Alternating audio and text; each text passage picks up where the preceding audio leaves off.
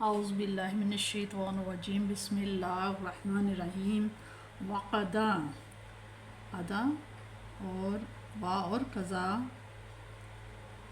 ارادہ کیا فرمایا ربو کا آپ کے رب نے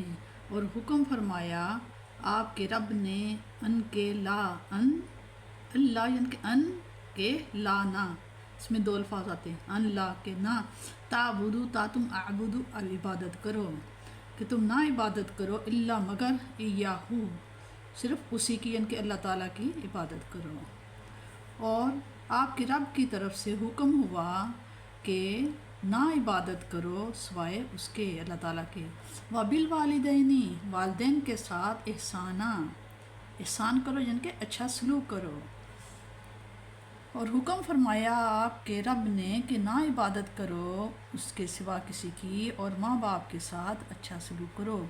اما جب کہ جب کہ وہ بڑھاپے کو پہنچ جائیں اندہ کا آپ سے بڑا احد ایک ہما ان دونوں میں سے یعنی کہ ماں باپ میں سے کوئی ایک اگر بڑھاپے کو پہنچ جائے ہما احدہما ان دونوں میں سے کوئی ایک او یا کلاہما یا وہ دونوں باپ یا ماں باپ دونوں اور بڑھاپے کو پہنچ جائے تیری زندگی میں ان دونوں میں سے کوئی ایک یا دونوں پس لانا تقل تم کہنا لاہما لا لیے ہما ان دونوں کو افن اف تو انہیں اف تک مت کہو پس لانا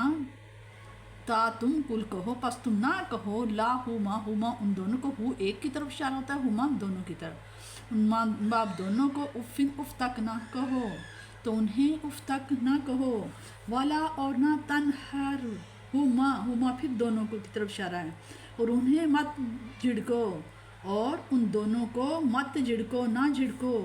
وکل اور کہو لا ہما پھر دونوں کی طرف اشارہ ہے وا اور جب ان سے لا ہما تم کہو قولن کوئی بات کریمہ تو بڑی تعظیم سے بات کرو اور انہیں مت جھڑکو اور جب ان سے بات کرو تو بڑی تعظیم سے بات کرو وخفض اور جھکا دو لاہما ان دونوں کے لیے ماں باپ کے لیے جناحا الذل من الرحمتی ان کے لیے تواضع اور انکساری کے پر رحمت سے یعنی کہ اپنے آپ کو غرور اور تکبر ہر چیز کو پیچھے چھوڑ کر اپنے آپ کو عجز و انکساری میں ڈھال لو ان کے آگے بالکل جھک جاؤ وخفض کا مطلب ہے کہ اپنے آپ کو جھکا دو لاہما ان دونوں کے لیے جناحا کا مطلب ہوتا ہے پر ذل من الرحمتی تواضع انکساری کے پر رحمت سے اور جھکا دو ان کے لیے تواضع انکساری کے پر رحمت سے محبت سے وقل اور کہو یہ عرض کرو ربی اے میرے رب بھی میرے رب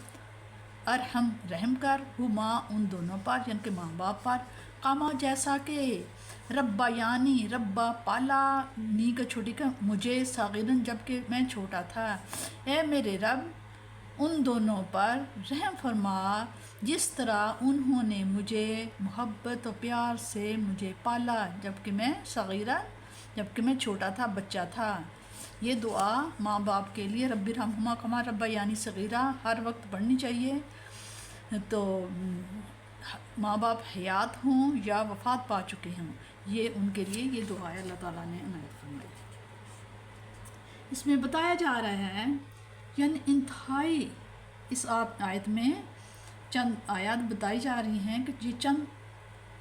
آیات ہیں جو ماں باپ کے ساتھ حسن سلوک سے پیش آنے کے متعلق ہے۔ جب ماں باپ جوان ہوں اور اپنی ضروریات کے خود کفیل ہوں اس وقت تو بچے عموماً ان کے فرما بردار ہوتے ہیں کیونکہ وہ ان کے دستے نگر ہوتے ہیں، لیکن جب بڑھاپا آ جاتا ہے صحت بگڑنے لگتی ہے خود روزی کمانے سے قاصر ہو جاتے ہیں اور اولاد کے سہارے کے محتاج ہو جاتے ہیں اس وقت سعادت مند اولاد کا فرض ہے کہ ان کی خدمت گزاری اور دل جوئی کے لیے اپنی کوششیں وقف کر دے۔ اگر مرض طول پکڑ جائے اور ان کا مزاج چڑچڑا ہو جائے اور وہ بات بات پر خفا ہونے لگیں تو ان حالات میں بھی ان کی ناز برداری میں کوئی کسر نہ اٹھا رکھے،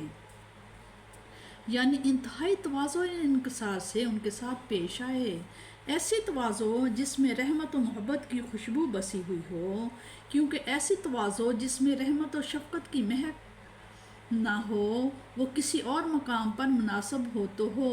والدین کی بارگاہ میں وہ قطعاً پسندیدہ نہیں۔ اور حقیقت تو یہ ہے کہ انسان یہ سب کچھ بھی اگر بجا لائے تب بھی ان احسانات کا بدلہ نہیں ہو سکتا جو ماں باپ نے اپنی اولاد پر کیے ہوتے ہیں۔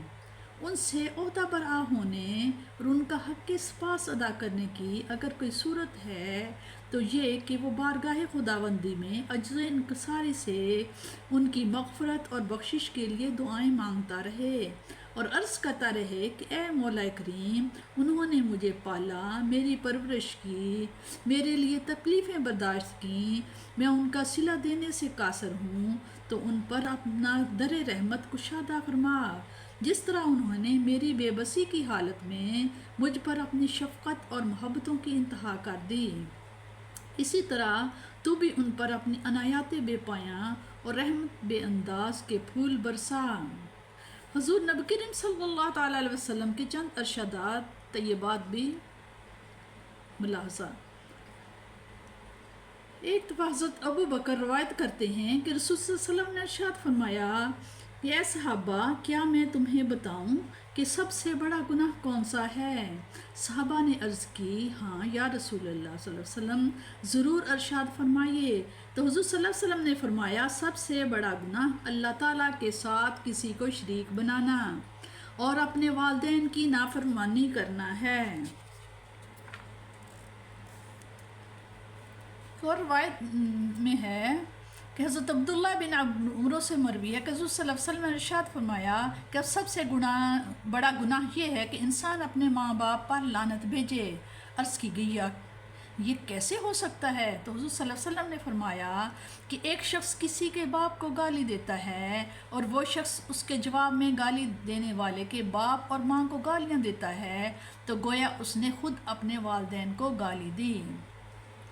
ایک اور روایت میں ہے تو حضرت ابو ہریرہ نے فرمایا کہ ایک شخص بارگاہ رسالت میں حاضر ہوا اور عرض کی، یا رسول اللہ صلی اللہ علیہ وسلم، میرے حسن سلوک کا سب سے زیادہ مستحق کون ہے؟ تو حضور صلی اللہ علیہ وسلم نے فرمایا، تیری ماں۔ پھر پوچھا تو جواب ملا تیری ماں۔ پھر یہی سوال کیا تو پھر آپ صلی اللہ علیہ وسلم نے دہرایا کہ تیری ماں۔ چوتھی بار اس نے عرض کی، یا رسول اللہ۔ اس کے بعد حضور صلی اللہ علیہ وسلم نے ارشاد فرمایا کہ تیرا باپ۔ حضرت ابی ربیع سعدی فرماتے ہیں کہ میں بارگاہ رسالت میں حاضر تھا کہ اسی اثناء میں ایک انصاری حضور کریم صلی اللہ علیہ وسلم کی خدمت اقدس میں آیا اور عرض کی، یا رسول اللہ، میرے والدین کی وفات کے بعد بھی کیا مجھ پر ان سے حسن سلوک کرنا ضروری ہے؟ حضور صلی اللہ علیہ وسلم نے فرمایا، ہاں، 4 باتیں تجھ پر ضروری ہیں، ان کی نماز جنازہ ادا کرنا، ان کے لیے مغفرت کی دعا کرتے رہنا، جو وعدہ انہوں نے کیا تھا اس کو پورا کرنا، اور ان کے دوستوں کا احترام کرنا، اور ان رشتہ داروں سے صلہ رحمی کرنا جن سے ان کی وجہ سے رشتہ داری ہو۔ یہ نیکی ایسی ہے جو ان کی وفات کے بعد بھی تم پر لازم ہے۔